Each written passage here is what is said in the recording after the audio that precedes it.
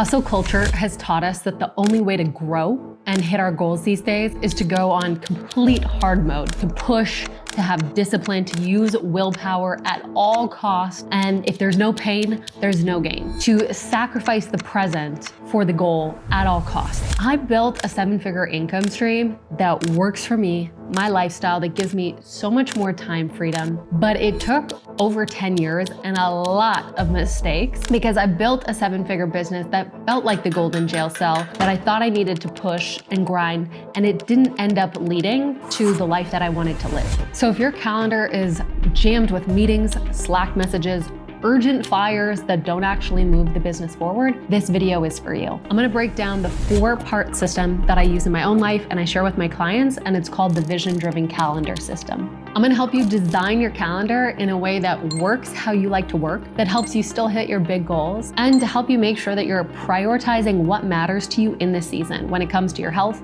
your relationships, your travel, your lifestyle. I'm gonna walk you through it step by step. Sound good? Here's where most entrepreneurs get it wrong, and where I got caught up in the hamster wheel for years and years, is they tend to build their calendar from their current reality, not their future reality that they desire, reverse engineered back. One of my mentors early on, Mary Morrissey, said that your calendar is your crystal ball into the future. So if you look at your calendar and you don't love it, then it's time to readjust things to make sure that you do, because your calendar is your closest thing to being able to forecast what your future looks like. And so if you're using your calendar to constantly be responding to other people's agendas, you're cramming things into your week and not giving yourself any sort of breathing room, or you're working 50, 60, 70 hours a week and never feel like you're getting ahead, then I believe that the vision-driven calendar system is going to help you to make sure that you're designing your calendar to support the future you want, but also the days that you want. So for example, in my own life, for years, I would write down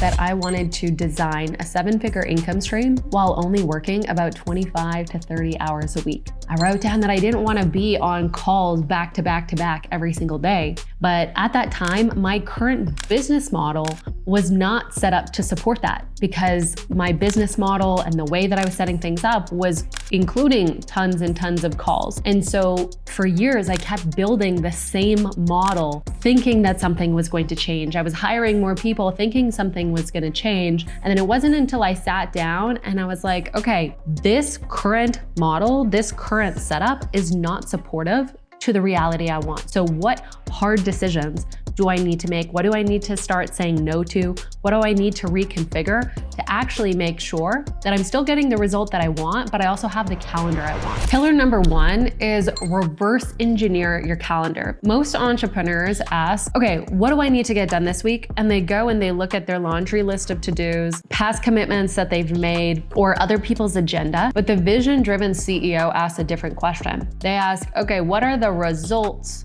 that I need to produce this week in order to move me in the direction of my vision? I teach a whole concept around a 3-year vision, right? You clarify what is it you want your life and your business to look like in 3 years. You distill it down into what progress can you make over the course of a year, and then distill that down even into 3 months.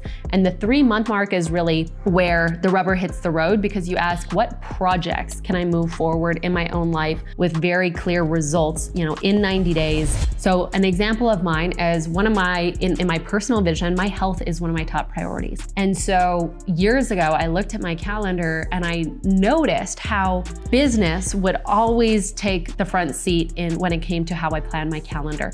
And then my health kind of got the leftovers. It was like, okay, where do I have time to fit in this thing? However, when it came to my vision, health was my number 1 priority. So I thought, if this is my number 1 priority, it gets to get poured in my calendar first. So the areas that are your top priorities for the next 90 days, they get the prime real estate in your calendar first. And as an entrepreneur, you gotta design your days to optimize you. Another example is I used to hate Monday meetings, hate them. I would get anxiety all day on Sundays for my Monday meetings that were back to back to back with the team. And I was like, you know what? I'm the boss here. I get to call the shots. I'm gonna move all my meetings to Tuesdays. Now I get that there's business books that talk about how 9 a.m. or 10 a.m. on a Monday is the best time to have a team meeting, but for me, that was not the case. So I put all my back-to-back meetings on Tuesdays or Wednesdays or Thursdays, and I allow Mondays and Fridays to typically be meetings free. So in planning out your calendar,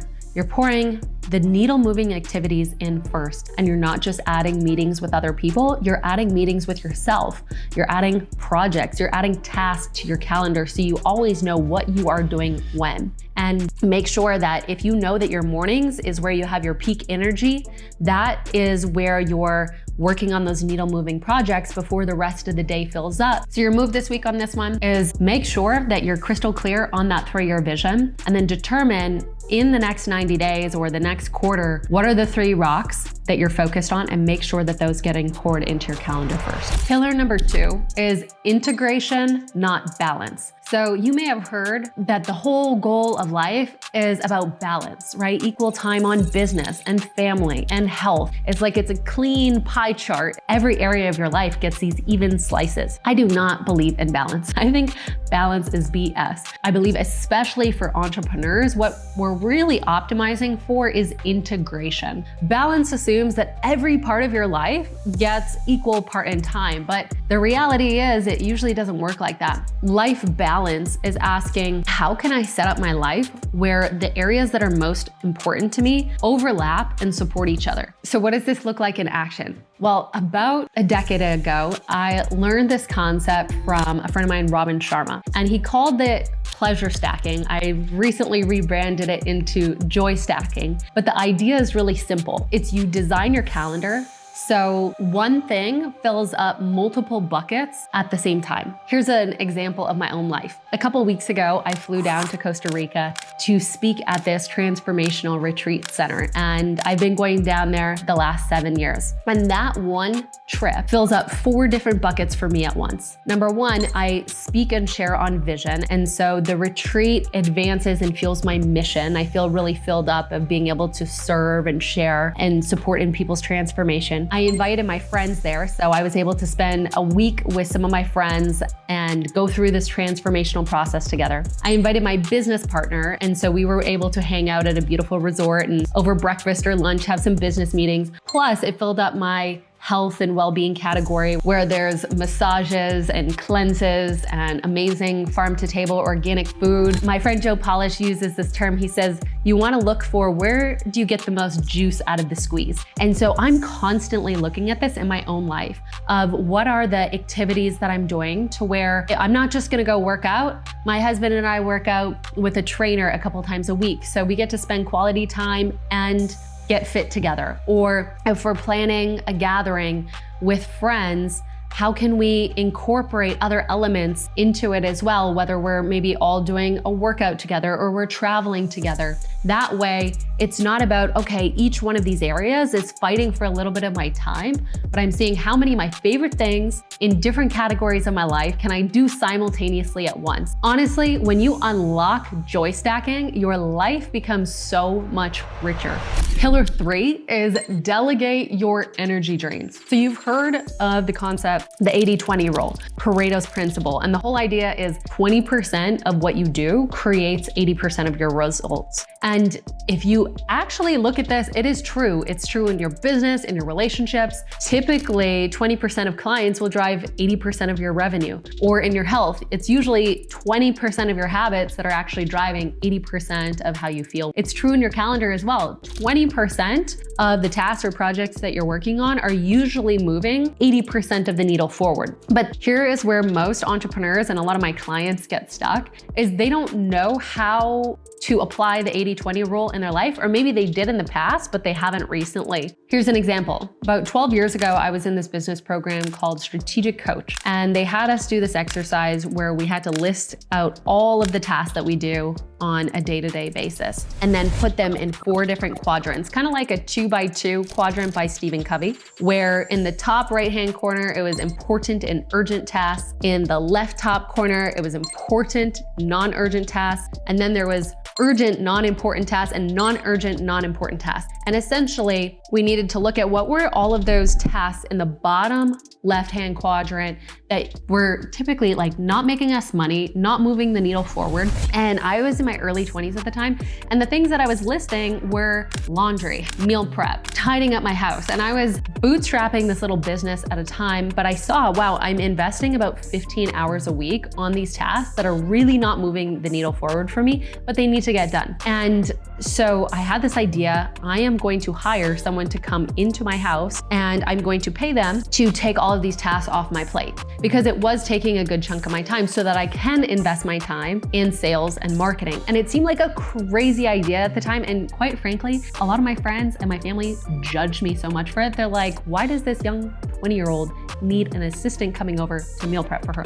Which I get, but in my mind, I was thinking about, I need to design my calendar for the future that I want, which doesn't look like doing $10, $15 tasks when I can be using that time to be making $50, $100, $150 an hour and build my business. And so I ended up removing that, which allowed me to grow my business much faster. And whatever stage of business or a life you're at, right now, there are tasks that are crowding up your time, crowding up your calendar, that if you were to do a process like this, you could see, wow, I need to delegate these, outsource them, automate them, or just delete them.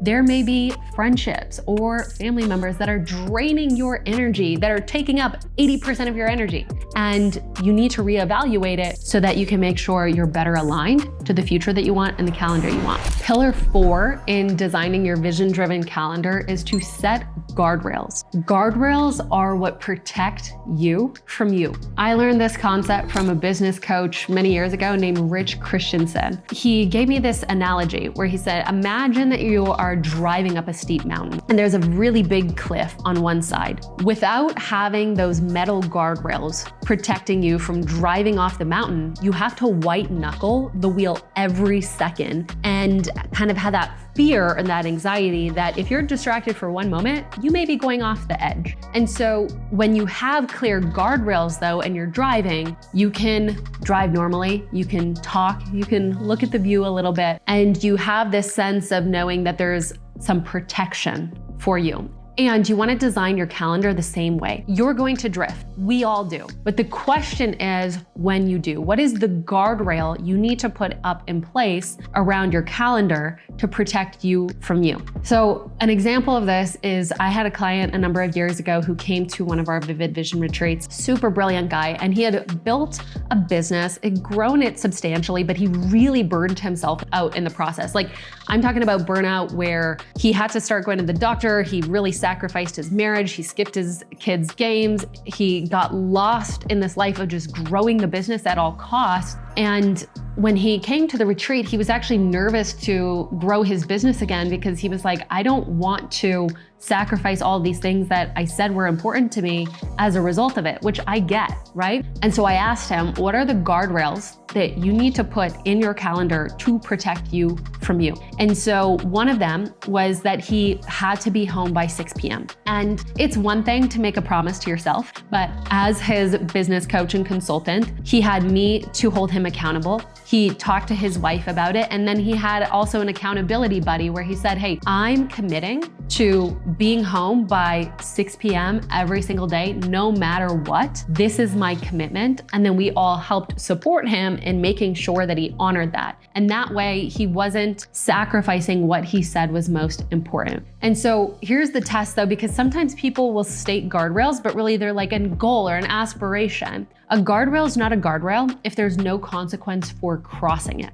So you want to identify what is, say, one guardrail in your life, and it usually is connected to time or money, and you want to find someone who's going to help hold you accountable to it and truly will. So what is the one guardrail that you are going to honor and protect at all costs, and who is going to help hold you accountable to it? These are the 4 pillars of the vision-driven calendar system. Number 1 is reverse engineer your calendar back from your vision and design your calendar based on your vision, not just your task list. Number 2 is focus on life integration, not balance, and joy stack as many categories of your life as possible. Number 3 is delegate the energy drains. You want to think you are the CEO of your life. How can you be more of the director than the doer? And number 4 is set guardrails to protect you from you. If you start to design your calendar, you are going to feel completely different in the matter of months. If you implement just one of these strategies over the course of the next week, you're gonna start trending in a positive direction around really getting your time back. And look, I get it. The golden jail cell or your calendar feeling like a prison is real. I have lived it. Many of my clients have lived it. But the way out isn't pushing harder and harder and harder. It's actually taking a moment to pause, looking at your life, designing a calendar that builds backwards from your vision, and that when you look at that calendar, that crystal ball into the future, there's this sense of expansion. You're like, I am excited to live into this. So I hope you found this helpful. I would love to hear from you in the comments. What one of the pillars out of the 4 is most impactful for you that you can see applying to your own life? And if you haven't yet, it would mean the world if you click the subscribe button to this channel. We are just getting started. We're in the early phases, but I am so grateful that you're along the journey with me. And I'll see you here next week.